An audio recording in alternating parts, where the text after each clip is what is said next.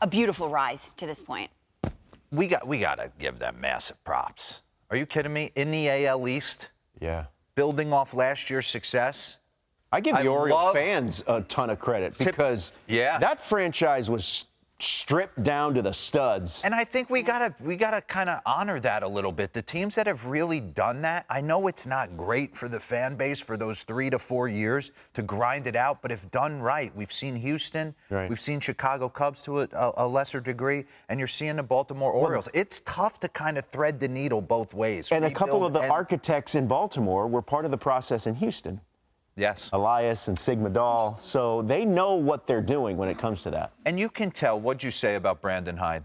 He's a dude. He's just like a dude. You want to fight for him. I would imagine that everyone loves him. And he said, Mike Elias, when he was going through his interview process, said, listen, I'm not hiring you to get me through this grind and then bring someone else in. Which usually is the case. Which usually is the case. Sure. I want you, I mean, he's kind of took it on the chin with this group and felt bad for the group, right? You don't want to go out there and get beat up.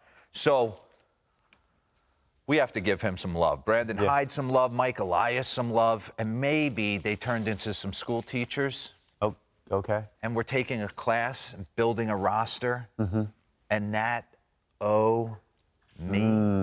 maybe? Writes itself. Right here, let's bring it right here. Let's get into it. Bring it in.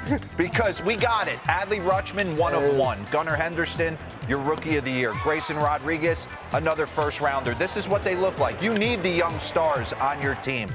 But this was pieced together differently. And I want to give some love. And not all of it was Mike Elias, not all of it was Brandon Hyde. But let's start with my man, Kyle Bradish, who's been one of the best pitchers in the entire sport. Okay? We chronicled this. He's starting to incorporate the sinker. We know he's got the nasty breaking ball. And he was brought over in a little savvy deal in 18 for Dylan Bundy. Ooh. Wow. From the Angels. Grinded it out. How about Anthony, how do you say it, Lauren? Santander. Santander. Well, call him whatever you like. Rule 5 pick by the Orioles from Cleveland in December of 2016. Grinds his way through the minors, switch hitting, and hitting bombs for this team. How about Dean Kramer? Did you know Dean Kramer came over in Dodgers in the Manny Machado trade in 2018? Good call. Kind of grinded his way through the minor leagues, and then last night, listen, he's 5-1 with a 309 and 15 starts since the start of July.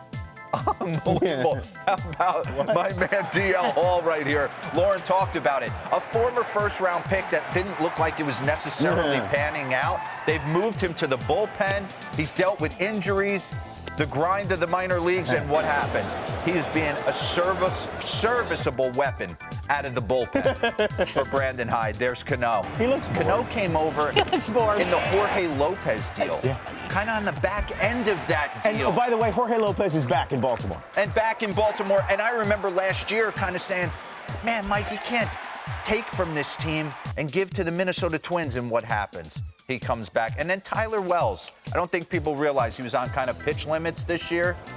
Had to go back down to the minor leagues. He was a Rule 5 pick by Mike Elias and the O's from the Twins after the 2020 season. Closed it out last night. He was one of their most effective starters.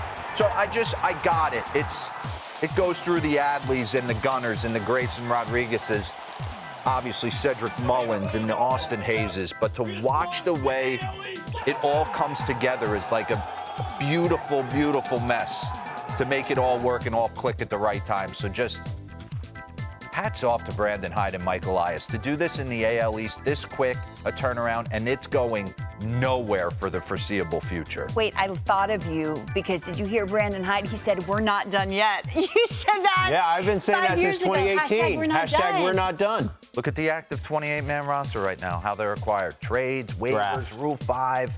Obviously, the draft's got to be your bread and butter. Yeah. And then the occasional free agent. Kyle Gibson comes in to kind of be the stalwart for this rotation, teach the young guys. Every time we interview one of their young pitchers, what do they say about Kyle Gibson? He was the perfect guy to come in. So they're going to be a tough out, an extremely tough out. Yeah.